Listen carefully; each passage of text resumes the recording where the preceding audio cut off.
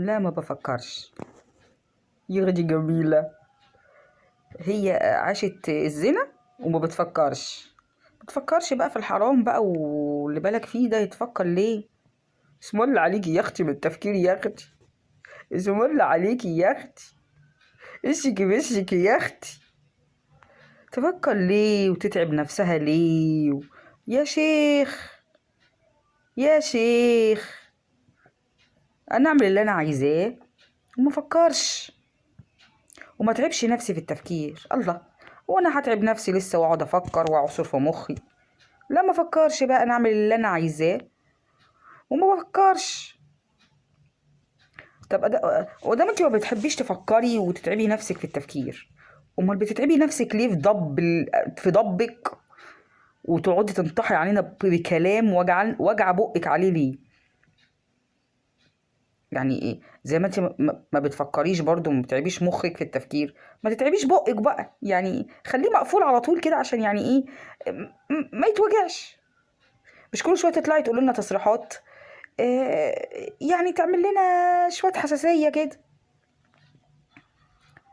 يعني بالراحه برضو على بقك يعني، ما توجعيهوش كتير في الكلام. ليه طيب؟ يعني انت يعني انت، طب انت يعني عشتي فترة حلوة جميلة من وجهة نظرك يعني، طب ما تخليها في سرك، انت بتقولي لنا عليها ليه طيب؟ الناس الاعلاميين بينكشوكي انا عارفة، قولي لهم يا جماعة دي حاجة شخصية يعني ما فيش داعي ان اتكلم فيها، اكبسيهم كده يعني عشان الناس حتى ما تبقاش شافت منك حاجات مستفزة يعني، وعشان لما تغوري في داهية تموتي نقول الله يرحمها كانت ست أميرة، ست طيبة، كانت محترمة. لكن انت كده هتخلي الواحد يلعن فيكي دنيا واخره.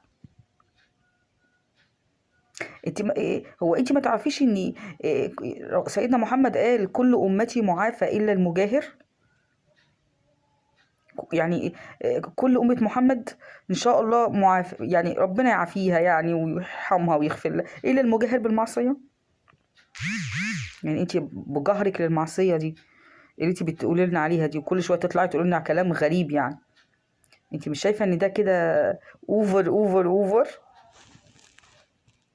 هتتشوشوي يا وليه، هتتحاسبي يا وليه، اللي جاي مش قد اللي رايح يا وليه، اللي جاي مش قد اللي راح.